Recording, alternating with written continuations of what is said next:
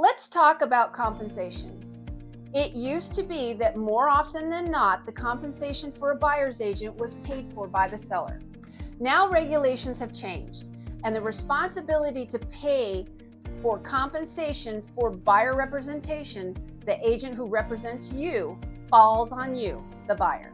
We still negotiate with the seller to get them to contribute to that compensation, but at the end of the day, seeing that your agent gets paid is now the responsibility of the buyer. You'll have to sign an agreement before any buyer's agent in the United States can work with you. This agreement will always say that the buyer is ultimately responsible to pay the buyer agent's commission, not the seller. That said, the seller still can pay the commission. It just has to be negotiated off the MLS. The new regulation does not say that the seller can't pay the buyer representation fee. It's something that can be negotiated on your behalf. Some sellers still will pay for it, and some won't. You can choose to write an offer on a home where the seller pays the fee for your buyer's agent, or you can choose not to write an offer on the home if the seller is not willing to pay it. That compensation can seem like a really big chunk, so is it really worth it? If you choose the right broker to represent you, it definitely is. Sellers' agents are just that. They are there to represent the seller. You want someone who's going to represent and work on your behalf. Most experts agree that buyers who go at it alone often end up paying more for the house because they don't have the negotiation skills or the market knowledge that the agent does. They might also miss out on finding the best home for themselves because they don't have access to all of the listings and information that the agent has. Not only that, but buyers who do not have a real estate expert in their court can end up with dozens of legal headaches and unexpected costs.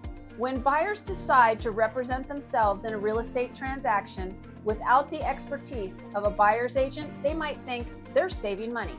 But when you consider the overall financial investment and potential liability involved, it's really a false savings. Having representation makes a huge difference. For example, according to the National Association of Realtors, homes sold directly by owners, known as a for sale by owner or FSBO, tend to sell for an average of $95,000 less than sellers who use an agent. So if having professional representation can make that much of a difference to a seller, think about how much it could benefit you, even if you're the one paying your agent's commission. And you know what? Your agent doesn't get paid at all until they've succeeded in getting you into that home you want. Here's what a great broker does for you. First of all, they guide you towards the right home. This means that they start by connecting you to a reputable mortgage lender so that you can really understand what you can afford. You don't want to waste your time looking at a Mercedes if a Kia is all you can truly qualify for. A great broker will also get you help and clear understanding of what you need, your priorities, and also what you'd love to have in a home, the must-haves and the nice-to-haves. Next, before dragging you around on tours, they'll research different neighborhoods and homes to find you a great match. They'll guide you to detailed information on things like school scores, crime rates, traffic patterns, and local amenities. Before you ever step in the car, you'll know exactly what you're looking at and that it fits what you're looking for.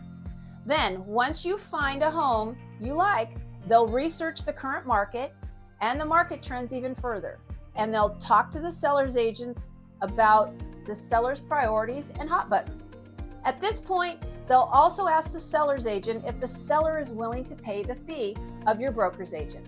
All of this is to help you write an offer that will be attractive to the seller at a price you can afford with the terms you want, or to help you decide whether or not to make an offer at all. Your agent will represent your offer and begin the negotiation process. A great agent will be a terrific collaborative negotiator with the experience and expertise to know how to compromise and create a deal that both you and the seller are happy with. By the way, I am a master certified negotiations expert. Your buyer's agent will be able to negotiate things like rent backs, potential maintenance issues, closing costs, including your compensation. Your agent will negotiate the right price and terms and make sure you're not paying more for the home than you should. They will negotiate credits and additional items on your behalf that the seller will pay for instead of you.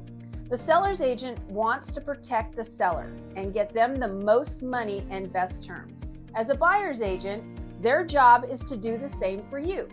Their goal is to negotiate all of this and make sure you're the best possible price and terms.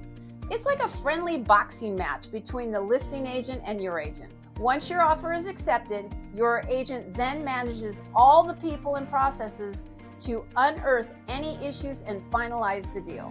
They'll also order inspections like roof, pest inspections, plus any special inspections that are needed, like for a pool or a septic system, and point all the issues out. They'll also coordinate appraisals and discuss the results with you. They'll order and review the title report and point out any red flags. They'll keep on top of the lenders and help you to provide whatever documentation is necessary. If the state or the situation calls for it, they'll coordinate with attorneys. They'll review sellers' disclosures and point out any potential problems, then negotiate a resolution to those issues. They'll connect you with home insurance companies, home warranty providers, and help you choose the best options for your situation. Your agent will manage all of these people and processes to keep your escrow on track, and they'll communicate regularly so that you know exactly what's happening. Their job is to also make sure that you are protected from any legal liabilities. Yes, your agent will spend literally hundreds of hours, much of it behind the scenes, working on your behalf. And it's only when they succeed and you have the keys to your dream home that they get paid. Again, per agreement, you, as the buyer, are contractually responsible to pay this fee, though your agent will negotiate and try to get the seller to pay for it. However, based on all that they do for you, don't you think their fee is worth it?